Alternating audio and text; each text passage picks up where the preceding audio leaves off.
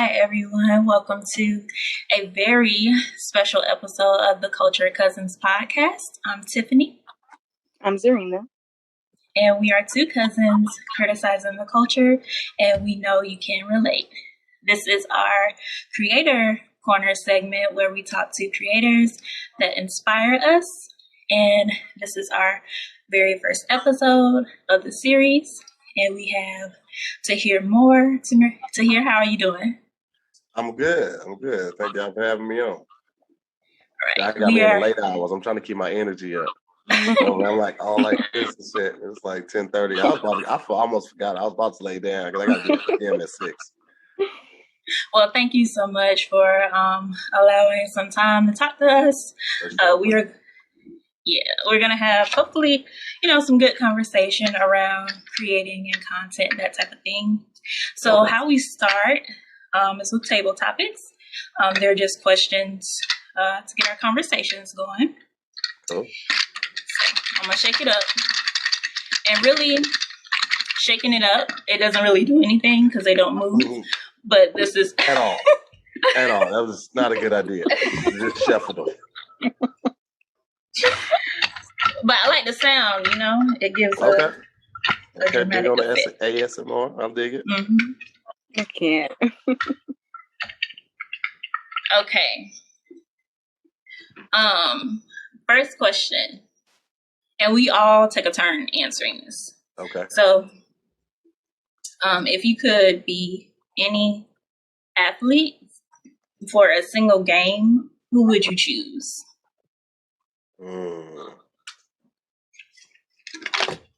Any athlete for a single game. Who goes first? You can go first.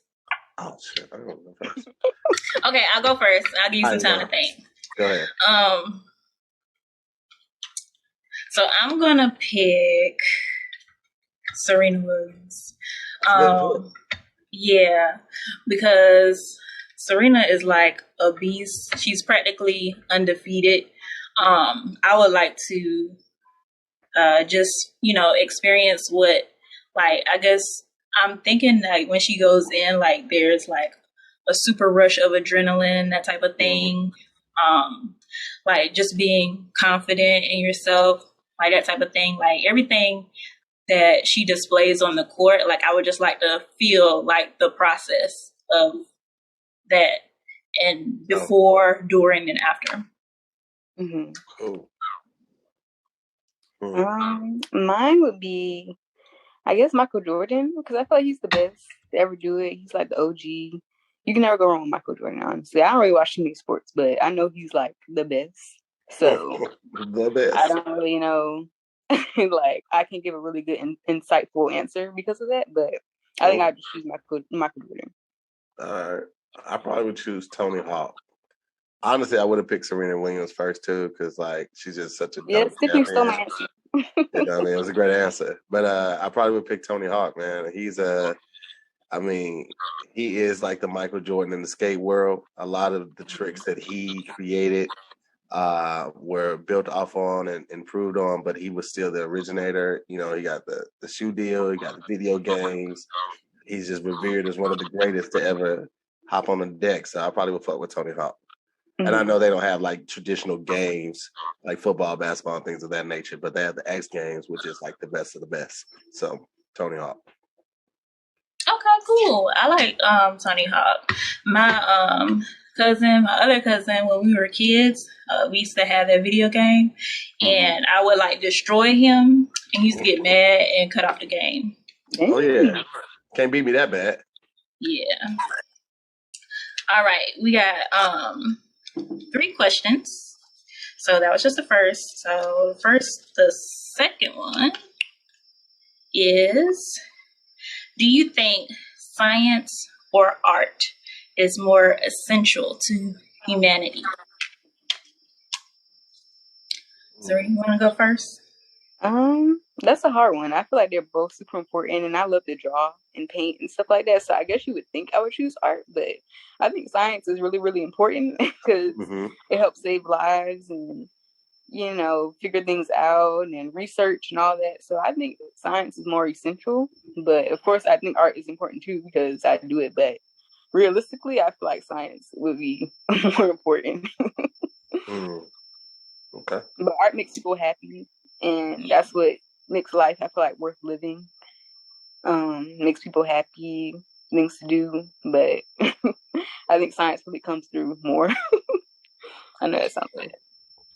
Yeah, I agree with that. I feel like art you're kind of introduced to first, and when I read this question, it reminds me of a quote. I think Alicia Rashad said, like, before a baby learns to talk, like, they sing, and before a baby learns to walk, they dance. So I think it was something related to people trying to cut out arts in the school programs, and that was one of her, like, responses to that.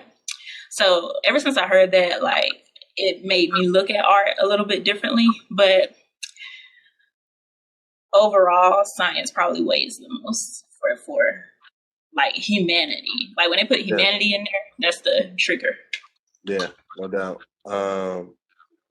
It depends on what day you catch me on, because I feel like art is just as necessary as science. It gives people that outlet to be creative. I feel like sometimes a lot of things off that, I mean, because your art could be a science. Like you could take it that seriously. Like there are courses for theater now. There's courses for music, and those are all branches of art. But they've got it down to a science where, like, if you do a certain thing a certain way, then you're kind of guaranteed to be successful at this one particular thing. So I really think they go hand in hand. It's kind of hard to do that, but obviously for health reasons and things of that nature, science. Okay. And last but not least, you're thinking of cars, something ain't going nowhere. Sometimes some of these questions are like very simple, and then it's like colors and stuff like that. So sometimes we gotta do a little extra. Okay. Yeah, extra shape. So, which activity would you like a lesson from an expert in? For me, I'm gonna go ahead and say mine because it just like popped in my head. I would like Michael Phelps, I believe his name is, to teach me like insane swimming, like how he be killing it. Because like now, I wouldn't, make it very far. So, yeah, I would like to hit him up and have him out there, teach me how to get from that end to that end successfully. Okay. I probably want to like be a really good like dancer, because I mean I feel like I can dance like good general type dance, but like a really good professional dancer.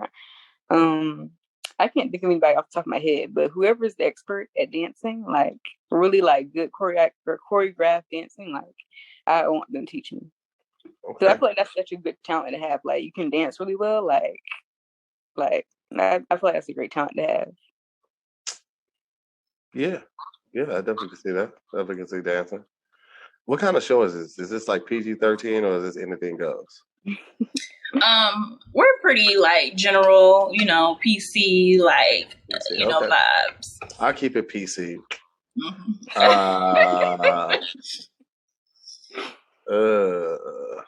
Take a lesson from anybody.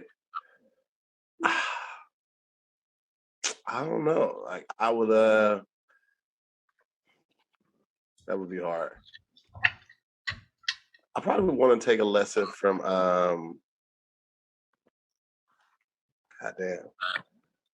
This is kind of tricky. Before you finish, I do want to, I guess, kind of elaborate on that. So when I say PC, because I feel like PC is like when you have to say things that are like acceptable, and I feel like we don't always say that, but because this centers around culture and Black culture, and a lot of times we talk about like issues in the community, that type of thing. So a lot of times it's not what most people will say, but what we feel need to be said, but we just do it kind of like in a reserved way, maybe. Reserved. Okay, that told me everything I need to know. Reserved. Did you really research who I am? You know how I pop off, and you invited me to the show? Okay, I'll keep it very reserved. I would have taken a cooking class from Julia Childs. I think she can cook just about anything. I think it would be fun to work with her. So I'll probably take a cooking class from her. That's a very reserved answer. Okay. All right. So we are gonna, just jump right in. And the reason why we really wanted to have you is just because when it comes to, content and creating, like I am a fan and I follow Instagram, YouTube, and I just kind of want to like dig into your mind about like just being a creator. Got it. So, a lot of times on your shows, you talk about like different 9-to-5s that you had before you step into comedy.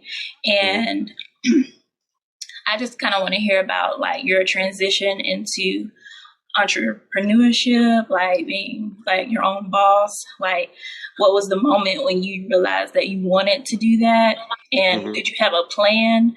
And like, how did you go about that whole transition?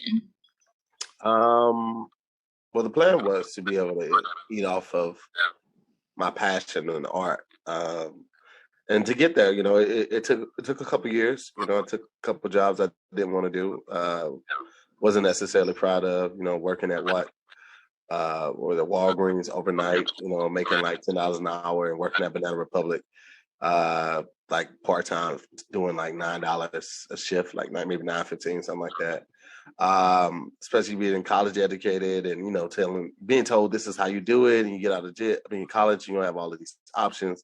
And it really wasn't. It wasn't when I moved out to LA. And I really didn't have to take a job initially. I took a job when I moved my family out here to give them some stability throughout the months. And then I ended up working at CarMax selling cars. And then through some connections I made, I got a hosting gig for Tough Mudder, which was a mud run obstacle course type thing. And I started doing more of those and taking less shifts at CarMax and to kind of balance itself out. But that kind of, came to an end too. So I ended up working at the jail. The thing was, I knew I was accustomed to a certain way of living. Like I know some comics that move out here, but like I'm only, the purist in the sense of like I'm only doing comedy. That's how I live. I'll sleep on the couch. All that shit. I'm not sleeping on nobody's couch. Number one. Number two, I got a family with me. Number three, I got way too many shoes to be homeless. No disrespect, but it would be like 3 shopping carts full of shoe boxes, and I'm just not finna do that shit, right? So I got accustomed to living a certain way, so I knew I had to keep that up for me to be comfortable.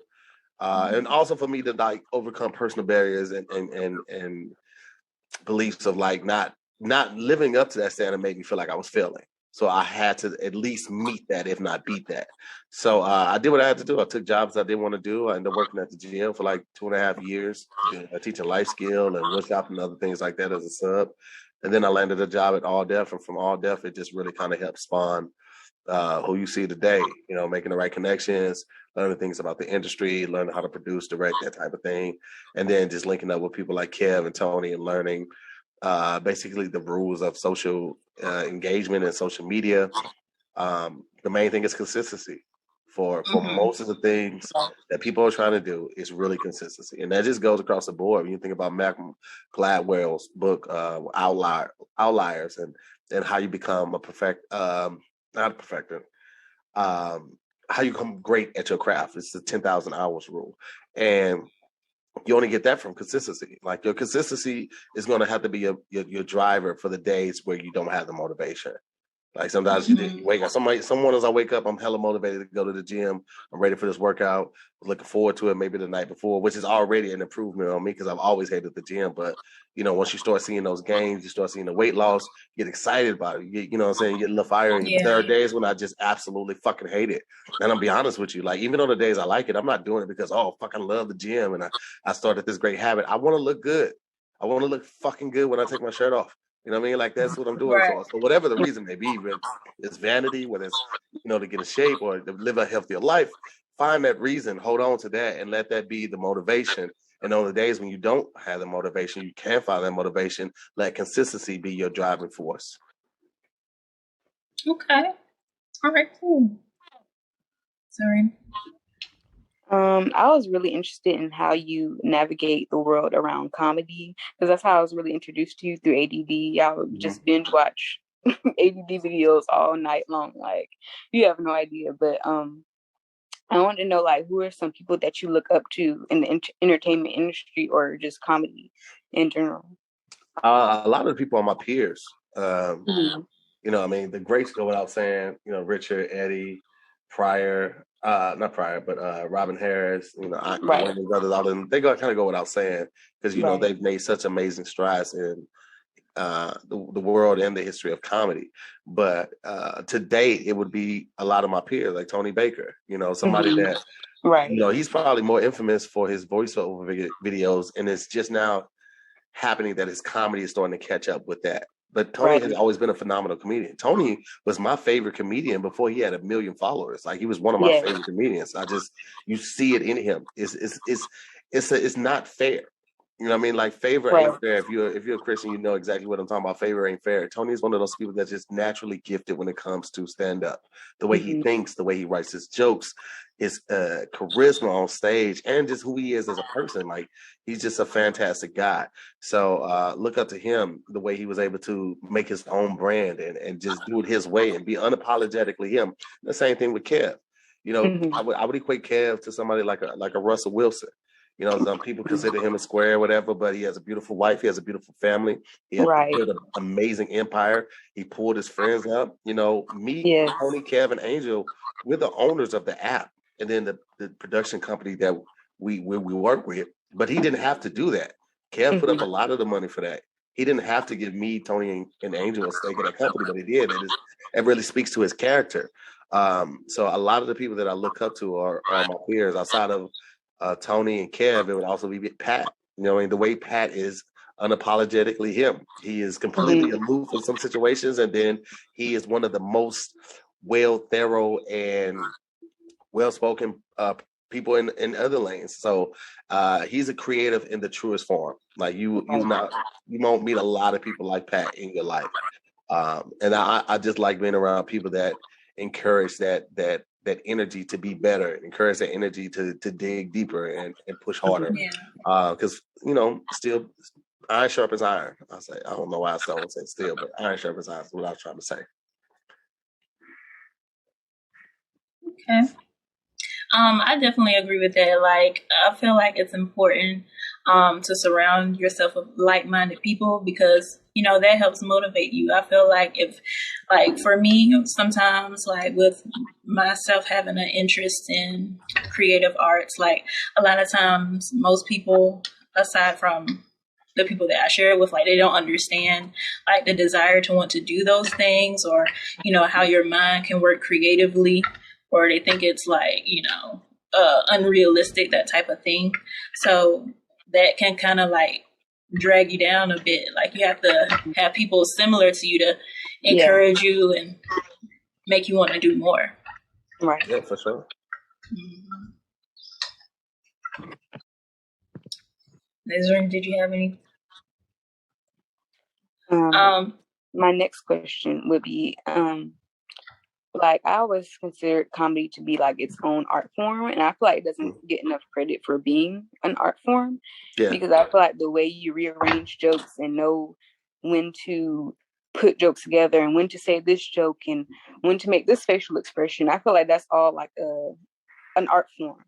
And I feel like there's a lot of psychology that goes into it, as far as like knowing your crowd, stuff like that, and knowing when things are maybe getting like a little tense. So like, I just wanted to know, like, how do you like prepare for like a show, or if you do prepare for one?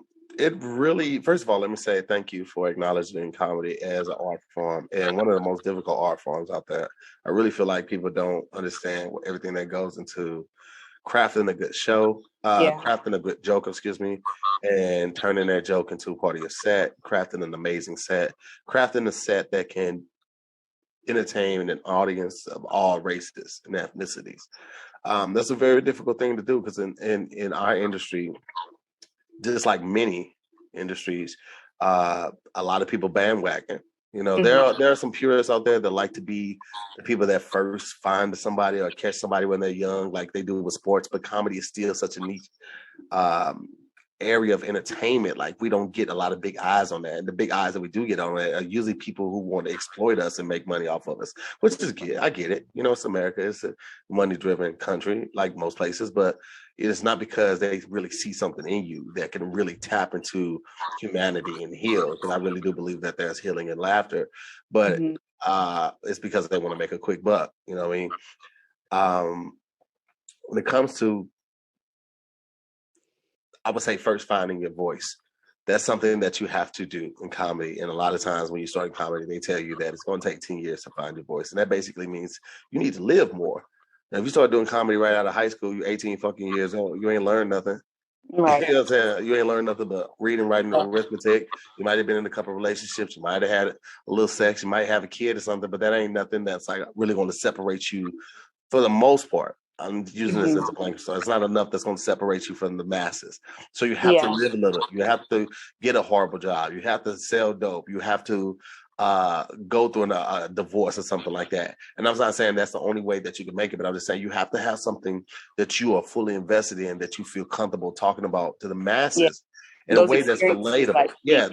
Those life experiences is what you really need, because it can't just be school and sex. Because everybody has done that and everybody else has done those jokes. There's nothing really new about that type of stuff. So, and then another thing is then you find out what type of comedian you are. You're like a setup, punchline type of comedian, or you're a storyteller, or you're an animated comedian. And at one time, the South was really big with doing music. They incorporated a lot of music jokes into their sets.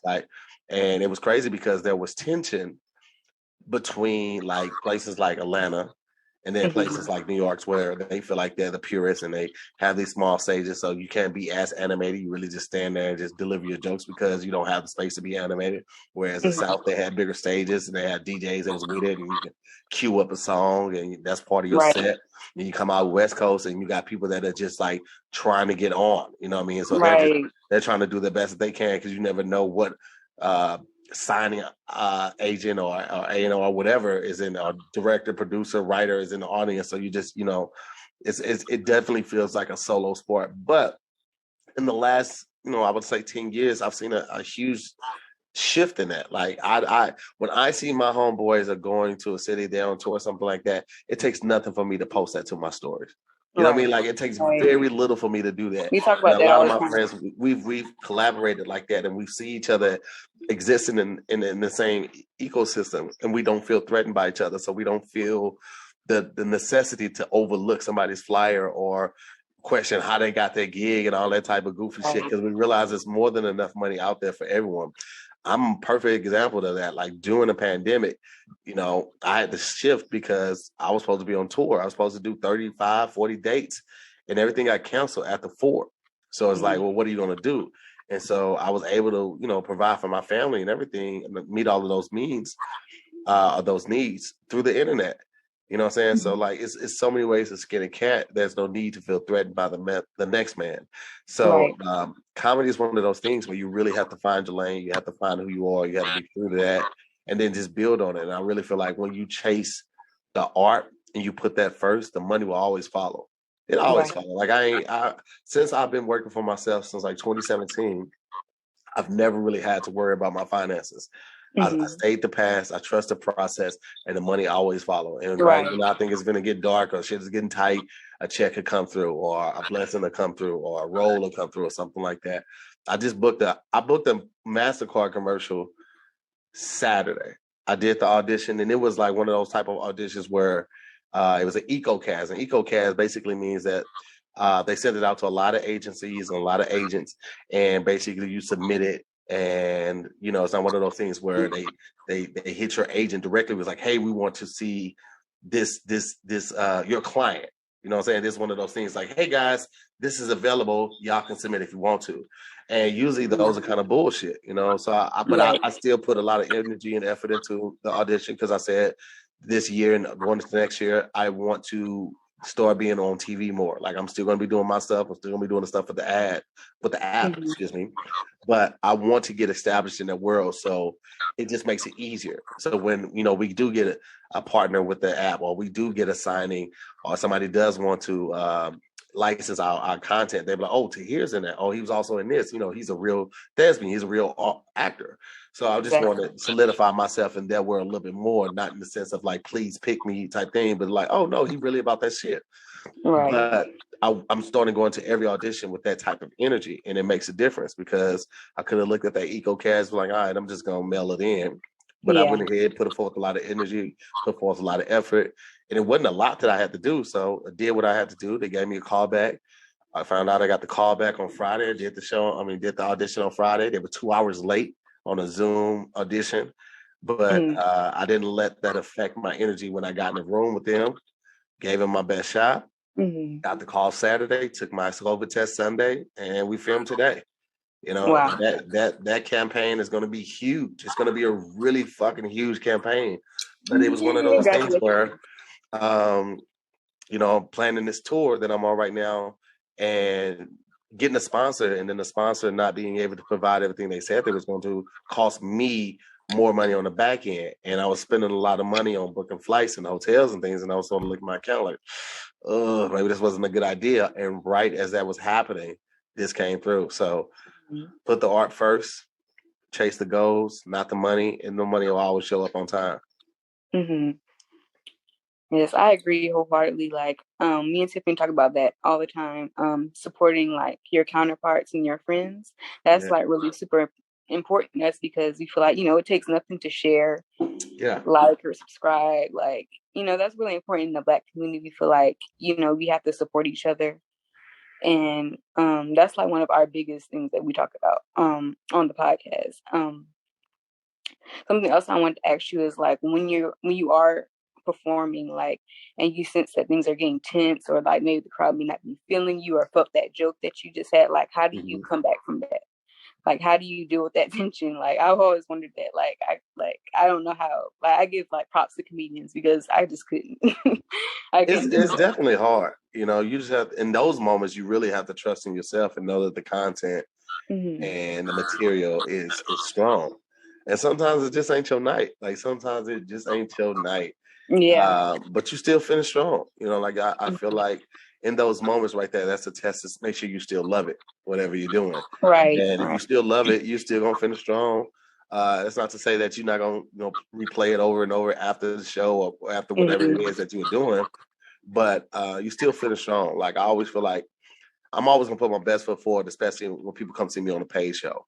You know what I'm saying? If they're going to take $25 to $45 out their pocket and spend another $40, $50, $100 on drinks and food, and then buy a t-shirt, I'm going to give it 100%. Whether I'm sick, whether I just found out one of my close friends or family members may have passed, whatever, I'm going to compartmentalize the shit that I'm dealing with on a personal level. And I'm going to make sure these people feel like they got their money's worth. That's always my goal. Because you never know what a person might be going through in that audience. They may really need that. And honestly, the energy that they give me when they're laughing is exactly what I need at that moment too. Like, my energy is low, if I'm not feeling well, if I just got some bad news, that energy is what I need to be able to power through, or potentially just deal with that bad news and process it. Because if I'm already operating on zero and I get some bad news, then it's going to take me even longer to bounce back. But if I go up on stage, give it my all, get amazing feedback, amazing energy from that audience, then when it's time to unpack, and I have time to deal with that issue, then I'm already dealing with, I'm at a full capacity. So I'm able to take that on and not have as much of a devastating blow as I would have had I melded in and I gave it my all. Right. Do you feel like that's like the hardest part of being a comedian? Like, or do you feel like it's something else? I think that's one of the hardest parts. There's a lot of things that work against comedians. First of all, I'm Black. You know what I mean? Like, this is, most of entertainment was created for whites. Let's just keep it a buck. You know what I mean? Like, even if you just look at the numbers on, white Oscar winners versus Black Oscar winners, or just people of color Oscar winners, or women Oscar winners, I can only think of like 2 women that have an EGOT. That's all the awards, and that's Whoopi and Jennifer Hudson. Like, I can't think of a whole lot of women that have it. Black women, Right. and it's very difficult to get. And we talk about actors and shit like that. My SAG card's right here. Actors, we have we have a company set in place to look out for our rights and our well-being and our fair treatment. You don't have that with comedy. Right. A lot of people really still look at this as a solo sport. You know what I'm saying? Got to look out for myself. And Yeah. I'm not saying that like I'm looking out for everybody, but everybody on my team gonna eat. You know what I mean? Like, and if I can help somebody out, like I'm gonna do it if I have the time and I have the ability and the capacity or the bandwidth to do it. Like, I'm tired right now, but I gave Tiffany my word I was gonna do this, so I'm gonna do it. And Tiffany supports me in my endeavor. She pulls up to the live. She's a Patreon supporter. She rocks with Damn Internet Too Scary. So, like, who am I not to be able to give back to my people that invest their time, energy, and money in me? So if I have the time and the bandwidth to do it, I'm gonna fucking do it. Right. But it's a lot of hurdles in that. But that just falls back on, like, you have to love it to do this shit. You have to fucking love it. Right. I love so much that you said that, like, if you're going through a rough time or something like that, that the energy from the audience helps you process it, because that leads into what I was going to say, because, like, I wanted to, like, just give, like, flowers for the comedy art form, because I feel like, me personally, when I go to a show, and I'm sure this is for a lot of other people, like, I feel like everybody is always going through something. And like, when you go to a comedy show and you sit down and you get your food and you get your drinks, and like, whoever comes out to perform, like, in those moments, like, whatever you're dealing with in life, like, it feels like none of that exists. And I feel like those moments are very rare, where we don't think about, whatever it is that we got to handle, or, whatever we may be working towards. So I feel like that's something like almost like a superhero, because in those moments you don't think about anything that's bothering you. And the fact that you said that the audience does that for you, well, and like, I guess I never really thought about it from, like, the person that's performing. So I really enjoyed that take. Yeah, well, I mean, going back to the whole science thing at the beginning of the show, one of the first things you learn when you get like into, middle school and high school science is that energy never dies, right? It just transports to one or a different thing or a different person. So if you're exerting energy laughing, right, and you're laughing off of something I said, I'm receiving all of the energy that you're giving me, and that's going to give me the power to push through and finish the show strong and power through whatever I might be going through. Last year on tour, I had 4 close people die, 2 family members, 2 friends, and I got the news.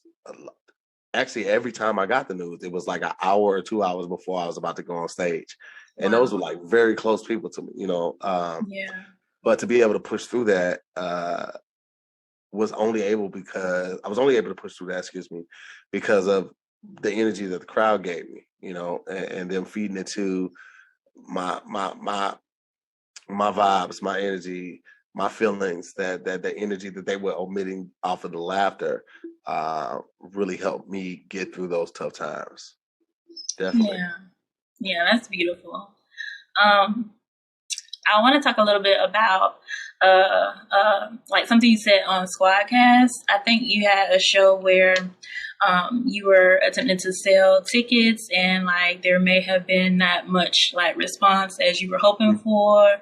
And like, I commend you for sharing that on there, because I think a lot of times when people are, like, self-employed, or they run their own business, or they work for themselves, like, a lot of times they only highlight like the success of it. They don't share like the downsides. And I think that's really important that you talked about that. And I just wanted to ask you, like, how did you deal with that as a challenge, and how did you overcome like that obstacle? It's almost like when I'm getting that energy from the audience, and you put it out there that like I've had some auditions that I completely bomb. I just suck, and I go live or I make a video right then, in that moment, because it's important that people realize that like everything is not going to be a win. Yeah, we celebrate our wins because we want the congratulations, we want the accolades, we want to feel good, we want the validation, we want our flowers. You know, that's a human thing to want that, but it's also a human thing to experience those losses. Like I genuinely believe the victory and the fun and the happiness and the joy is really in the journey. It's not in the destination. Because once you get rich, you know, the only goal at that point is to stay rich, right? And a lot of times when you get rich is because now people know your name. And it's a lot easier to like get in certain doors and have access to certain things. But getting there, you know, the turmoil, the wins, the losses, the ups and the downs, that's when you really experience life. That's when you really fucking live it. You know, when you have a joke that you just know is funny, you throw it up and that shit bombs or it doesn't hit the way you want to, you know, you can let that shit affect you one or two ways. You can say, all right, well, I guess it wasn't hitting. Or you can say, all right, I just got to go back to the drawing board because I know something's fucking there, right? So that whole process of like building and constructing and perfecting a joke, like that when you're on stage, because a lot of times jokes take legs, and that just basically means you find the punches, you find the beats, you find the life of that joke on stage. So when you're on stage and you're working it out and you just throwing stuff up and then you get in the groove, and then it's almost like an out of body experience when you're like, man, I'm really fucking doing this. Like I'm really fucking doing this. Like they fucking with me. And you feel it on a spiritual level, like you're fucking connected to every person in there. They're listening to you, they're watching you, they're absorbing your words, and they're processing it, and they're living that moment with you. And then when you hit them with the punchline, that humor, because I've talked about a lot of things on stage. I talked about, you know, like some bad times, some hard times on stage, and then I find the humor in it, and that humor sparks a reaction from the audience, and that audience gives me the power to heal from that trauma. So this might have been the thing that had been plaguing me for years, that, you know, might have destroyed relationships because I just had this hole that couldn't be filled by sex or alcohol or whatever the fuck, but it can be healed by this laughter, because through this laughter I got this healing, right? And it makes me see that we're not alone in anything we're going through. We are so much more alike than we are different. We all deal with bills. We all deal with losses. We all deal with grief. We all deal with anxiety and depression and just fear of doing new things or trying something or being alone or whatever the fuck. We all discover that. And I discover it most when I'm on stage, and sharing those losses is a great way to see that we are way more alike than we are different. And so that's why I'm always big on telling people when shit don't go well, because you never know who that could help. It might be somebody that's going through the exact same thing, or somebody that might be about to go into that and like, all right, well, I know that this person did this and they might be eons ahead of me and it didn't work for them. So you get to set an expectation of possibly what to expect. So if it doesn't go with the way that you hope, you're like, okay, well, it didn't work for this person either. I just got to keep trying. So I'm all about like just really exemplifying the human experience, because that's all it is. We're here for a short time on this earth. So just live every moment to the fullest. Yeah. All right. Well, I do want to talk a little bit, because we're talking about, you know, content, being your own boss, entrepreneurship, that type of thing. And social media is really popular for like every field that relates to that. So I had a few questions about content. So when you make content for social media, one, do you put any pressure on yourself, or is there any pressure? Okay. Do you like? Do you focus? It's okay. Do you focus like really on numbers, or like how? I guess just in general, what's your outlook on social media? Well, I guess it's impossible to not focus on numbers, because numbers are a milestone. They're trackers. You know, like, all right, this video did this well. This video didn't do as well. Was it the content? Was it the jokes? Was it the topic? What was it? And so you want to be able to identify those things and then, take it back to the drawing board and adjust accordingly. So it's impossible not to notice the numbers. But it's also important to remember what you're doing it for. Are you doing it just for the numbers? Are you doing it for another reason, like to expand your fan base? Are you doing it to grow your brand? Are you doing it to make sure that you don't have to get a 9 to 5 again? If you're just doing it for the likes and the love and to go out in public and somebody want to take a picture for you, God bless you. I wish you the best, but that's not going to be a fulfilling life for you because eventually that's not going to be enough. If you're doing it to grow your brand, if you're doing it to establish yourself, if you're doing it to build an empire so you and your family are straight, you don't have to punch a clock every day and do a job that you don't like, is unfulfilling, and ultimately is only making another person richer, then you're in it for the wrong reasons. So I always remind myself of that, like these likes and stuff like that. Like it's a marker to gauge what is working and what isn't working, and what is popping, what isn't popping. It's not law, you know what I mean? Because social media and trends, they change so often. But it's just a good way to gauge if I'm on point with my content, if I'm still relevant, if I'm still, keeping up with the times, and if I'm still staying true to me. Like when Instagram first started popping with the videos, there were a lot of comics that were doing content with just like women showing their titties and ass out and all that type of stuff. That's cool if that's your thing, but I just didn't want that to be my brand. If I'm gonna talk about sex, it's gonna be about the sexual exploits that I've had. Like I've had a lot, so I don't need to put a woman's breast in there and subjectify her or objectify her just as a means to get likes and follows and stuff like that. If I can't do it on my comedy, I don't really want it. You know what I mean? Right. Because I can't take that on stage with me. I can't take a woman's ass or a half naked woman and her titties busting all through a broad swimsuit. I can't take that on stage with me. If the jokes ain't solid, they ain't gonna be solid. You know what I'm saying? When you're on that stage, when it's just you and the audience, I don't have no background singers. I don't have no background dancers. There ain't no catchy ass beat to make people tap their feet, tap their fingers to. It's me and my material and a group of eyeballs just looking at me. And that's what's really going to separate the people from doing it for the right reasons or the people that's just doing it for the wrong reasons. It's as simple as that. So just always remember why you're doing that shit. Don't let those numbers dictate you and rule you. And also don't let them dictate your attitude. Like at one point, Instagram was growing really fast. I was able to hop on that train and get my numbers up. But right now, TikTok is the easiest platform to grow your numbers on. It's shorter, it's more instant. People can digest the stuff a lot quicker than they can. But 10 years ago, it was just Facebook and Instagram. I mean, Facebook and MySpace. Well, that was about 15 years ago. Facebook and Vine. And Vine was popping because, you actually had videos and people were cranking out that stuff in 6 to 8 seconds. And then Instagram popped. So whatever is new and trendy, they're going to hop on. You got to remember why you're doing it. And it's important to stay relevant, but you also have to stay true to you.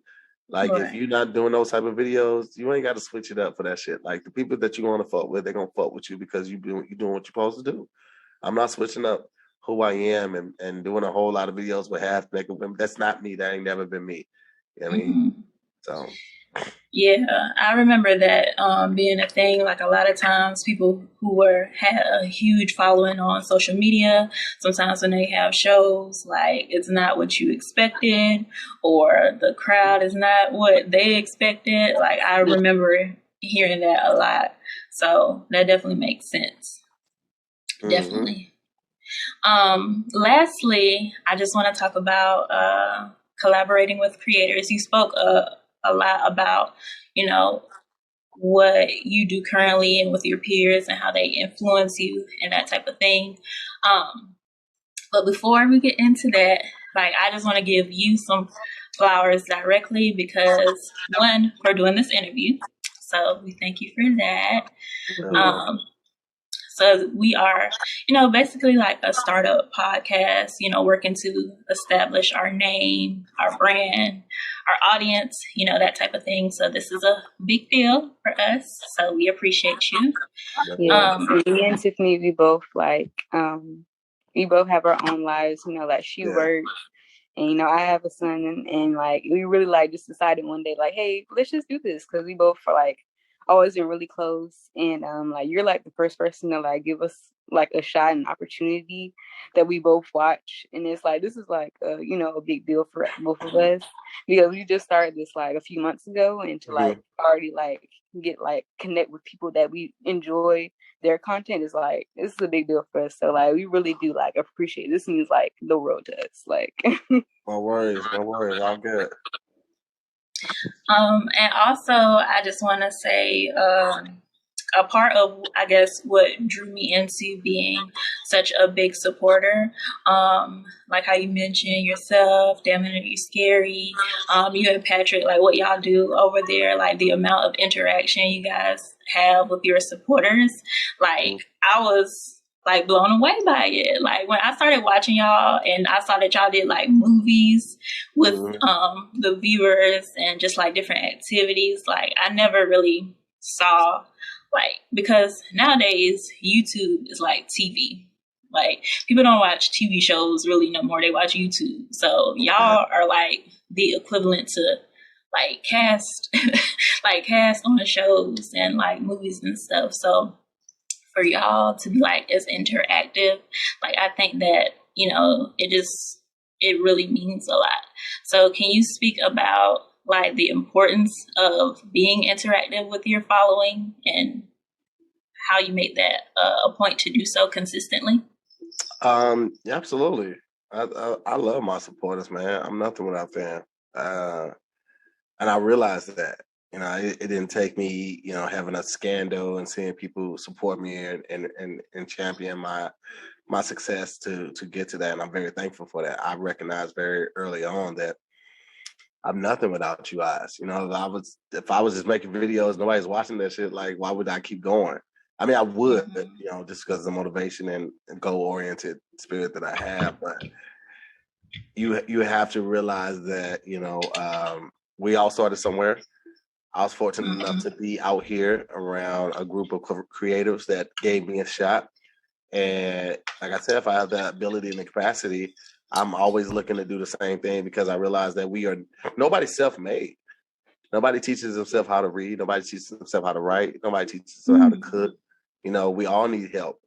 And I'm in a place right now where I'm not super big to where I can't check my inbox and check my, unread messages. If I'm able to do it, and it's something that I feel is on brand with me and on align with my brand, then I'm gonna do it. You know what I mean? Yeah. I will say that, there's a gift and a curse with everything. Like me doing this episode right here. Something might be taken out of here, a soundbite that really blows you guys up. More than likely, it's not though. This me being on this episode is not going to put you guys on the map. What it's going to do is hopefully give you the motivation to keep going and keep reaching out to people and doing those cold calls and those cold DMs to continue to grow your roster of guests and getting the right guests on that align with your brand and that what you become, consistent for and known for. But realistically, it's not going to be this episode. This episode may get you 10 new followers, if that. And that's on the high end of it. Realistically, what this should do is just motivate you to continue to go on and continue to reach out to people and not let the fear of reaching out to somebody because of their numbers or because of their status like intimidate you. Wait, because I'm sorry. I needed that right there, what you just said, because I had that, like I literally had that thought because it's someone, other, people that, I look up to like in content creating. And sometimes when I see their page or, things that they're affiliated with, like sometimes even with you, like, sometimes I'm like, I don't know, kind of like you see this person, you don't see them as a person, you see them as someone you watch every day or you watch on YouTube. It's like, when you sit and talk to them, it's like, they're an actual person.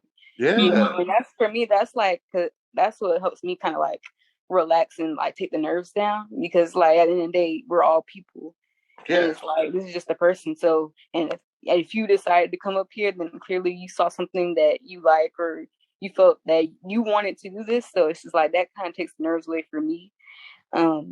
And I feel the same way. It's just like, oh, should I message this person? But it's just like, if they don't respond, they don't respond on that. And that's all you can do. Is just move on and keep reaching out. Going. I got this heart tattoo on my wrist, and I don't know if you guys can see it, but it's I can't do the makeup hand thing. It's a heart right here, and that's because I know I can be emotional. I'm a Pisces. I take things personal sometimes, you know, and I got this heart to remind me not to wear my heart on my sleeve, especially in business. Like sometimes somebody doesn't respond, they might not have ever seen it. Or sometimes I see messages and I tend to respond, but I get called or I get a text message or I'm on set filming and they call me right back and I forget to. And then I look up 2 weeks, 2 months, 2 years have passed. And that person probably thinks that I'm an asshole, but it's just like I got caught up in that moment. All you can do is try. Nobody's going to beat your ass for trying. That's what I had to tell myself. And I reached out to Currency to get on Word is Hard. When I reached out to Leslie Jones to get on Zooming with the Homies. When I reached out to Roy Wood Jr. to get on Zooming with the Homies. These are all cold DMs, cold messages. Sometimes a friend introduced me or was like, yo, you should check out my man show. But more times than not, it was a cold DM, a cold message like, hey, this is what I'm doing. I've had this person on. It's a good time. I just give it to them straight. We run about this long. It's a lot of fun. If you're interested, I would love to have you. You know, we got people on Damn Internet You Scary. Deontay Hitchcock. That was me just reposting one of his freestyles, and he reached out and said, thank you. I said, you're welcome, bro. I'm a big fan. Whoop de whoop. Would love to have you on if you ever get a moment. He was like, cool, let's do it. Same thing with Nick Grant. Same thing with Chance the Rapper. Cole reaching out. Well, actually, Chance reached out to me first. That's another thing. You never know who's watching. Somebody might come across your page on the Explorer page or come across your podcast because they're just swiping on YouTube or they're just playing random and they hear something that catches them and now they're a fan off of this one thing. And that's why you can't ever like count yourself short because you never know who's watching. You got to believe that and know that these stars have ghost pages. Beyonce has a ghost page on Instagram. Jay-Z has a ghost page. I know this. You know what I'm saying? I got a ghost page on Instagram and Twitter because the reckless shit that I like, the nasty, freaky shit that I like, I can't take my brand with it. I wish I could because it's me. I'm a freak. But sometimes people can't separate you as the Instagrammer, social media person, influencer from who you, all of you. You know, sometimes it's easy to take a bite size of who you really are. And so I understand that about people. I'm not trying to force them into another box that they're another space that they're uncomfortable with. So I just do what I do on there. Like my ghost Instagram page, my Twitter page, filth. That page is curated. There's nothing but porn pages and just dirty memes and this is filthy. You know what I'm saying? But you have to understand that like it's not people's fault. Like it's just who they are. Like we are innately flawed. And we do the best that we can. Most of us try to be the best that we are, but we're still flawed. And sometimes when people don't get back to you, they just are busy and they forgot. And that's a flaw. That's a human thing. It's so human to be flawed, right? A lot of people want to erase all of their flaws. Like, motherfucker, you're not a robot. You're not an android. You're a human. I'm not saying to embrace your flaws, but you can acknowledge them. You can work to make them better, but realize that we will never achieve perfection. It's not meant for us to. It's meant for us to live this life, grow from those experiences, help people in the process, and then share that knowledge. So hopefully the next generation doesn't have to have it as hard as we had it. That's the goal. I think that's the secret of life, to live it to the best and make it easy for the next generation by sharing the knowledge. Okay. Well, thank you so much. That is gonna wrap up this episode. We are gonna put some information regarding your tour, your social media on the video and in the description. So for the viewers to follow you and check you out if they aren't already. And this has been the first official episode of Creator Corner, and we will see you all the next episode.